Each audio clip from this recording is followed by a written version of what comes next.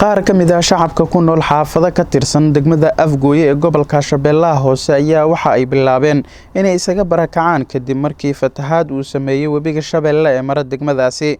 Wararka ayaa waxa ay sheegayaan in xaafadaha ugu daran ee webiga uu fatahaad uu ka sameeyay ay ka mid yihiin xaafadaha Damaali, Baalguri iyo Aytire, waxaana inta badan isaga baxay dadkii deganaa halkaasi.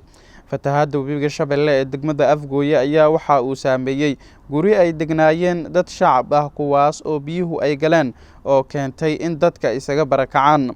Dadka barakacay ayaa waxa ay dadka ka barakacay degmada Afgooye ee webiga Shabeelle ayaa waxa ay tir ahaan kor ay u dhaafayaan boqolaal qoys, iyagoona aaday tuulooyin hoostaga degmada Afgooye oo fatahaaddu weli aysan gaarin.